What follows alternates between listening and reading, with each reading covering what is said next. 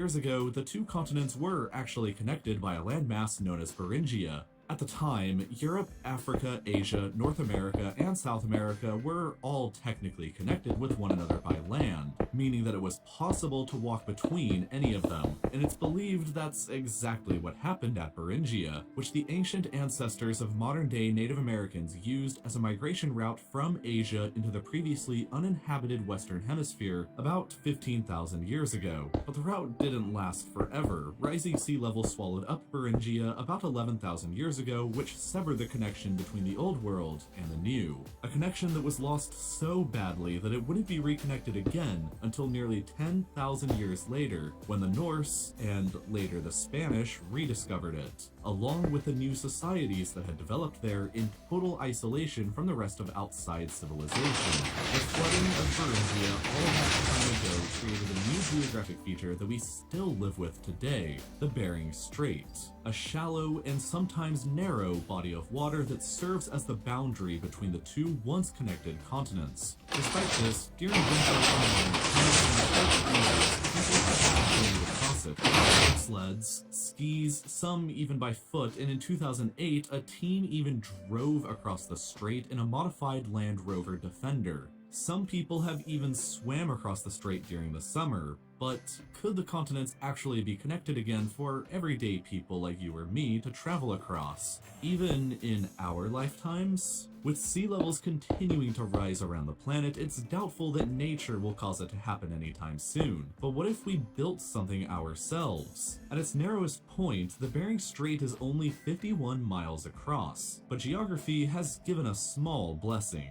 Two islands exist roughly in the middle of the strait called the Diomedes. If we built a bridge or a tunnel, there would only need to be two connections roughly 25 miles long each, and a third, smaller one connecting the islands. The depth of the water here is pretty shallow too, just 55 meters deep at the deepest point, which means that both tunnels or bridges could be feasible. Longer connections between 2 points over an open ocean have already been built, like the recently completed Hong Kong-Zhuhai-Macau Bridge that extends for 34 miles out over the sea. The length and the sea depth of a Bering Strait connection do not pose significant challenges to modern construction, so why hasn't it been built yet? The bridge would open up the possibility for some truly outrageous road trips after all. You could drive between Washington, D.C. and Moscow, or New York City to Paris, or on the very extreme end, Miami to Cape Town. But would driving even be worth it if it was built? Let's think about it. Right now, for example, it's entirely possible for you to drive from New York City to Fairbanks, Alaska. It's a 4,240-mile journey that Google estimates will take you 71 hours of non-stop driving to complete. Realistically, that's probably in reality a week-long journey one way, and round trip will put close to 9,000 miles of wear and tear onto your car. Nobody does that, especially not while you could just get a flight from Alaska Airlines in Newark to Fairbanks that only costs $357 round trip and only takes a journey of 9 hours and 40 minutes. If a bridge was built over the Bering Strait that you could drive over, the chances are that basically nobody would actually bother to drive across it. And it's not like you'd really be able to even if you wanted to. This is the real and the biggest challenge to overcome with building a Bering Strait bridge. It's literally in the middle of nowhere. This is what the highway system in modern-day Alaska looks like, and as you can see, no roads connect the Bering Strait to the rest of the state, meaning that currently it's impossible to drive to the Bering Strait in Alaska.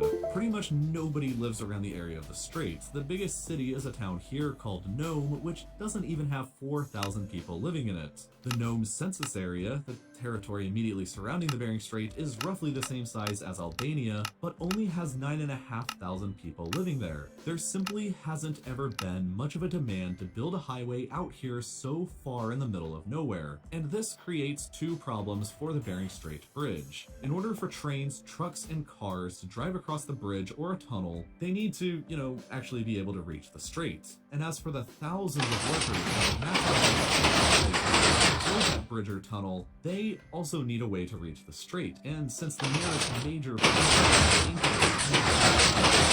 the road would have to be built first before the bridge for the supplies to be able to get there. At least 520 miles of new highway or railroad would need to be constructed just to connect Nome to Fairbanks, the northernmost point of the existing Alaskan highway system, and at an estimated cost of $5 million per mile, just building this part would cost an eye-watering $2.6 billion to finish. And the situation on the Russian side is even worse. The entire western side of the strait belongs to the Chukotka Autonomous Okrug, an area that's roughly the same size as Turkey, but home to only 50,000 or so people. There are literally neighborhoods in New York City with more people than this entire massive province. And as a consequence, the road situation here is pretty dire. There isn't a single existing railroad in over 2,000 miles in any direction from the strait. The nearest major highway is the legendary M56 Kolyma Highway, which isn't even paved and it's still located 1,200 miles away from the strait. Also known as the Road of Bones, the highway was built under Stalin with gulag labor where untold numbers of workers died while constructing it in the wilderness and were simply buried beneath it. Just to give you a picture of how hard it is to build roads out here. When factored in with the Alaskan side, thousands of miles of new roads and railroads would need to be constructed to connect a hypothetical bridge to anywhere notable in the outside world, or at the least to transport workers and supplies to the bridge. The strait is located just south of the Arctic Circle, meaning that the construction site will have extremely dark and cold winters, with temperatures plummeting to -50 degrees Celsius. Therefore, it's likely that construction would have to be restricted to just 5 months of the year between May and September for the safety of the construction crew. So who knows how many years the project could end up taking. It's not really a technological challenge to build the Bering Strait Bridge. That is totally doable, but it is an extreme logistical challenge, and that's not doable.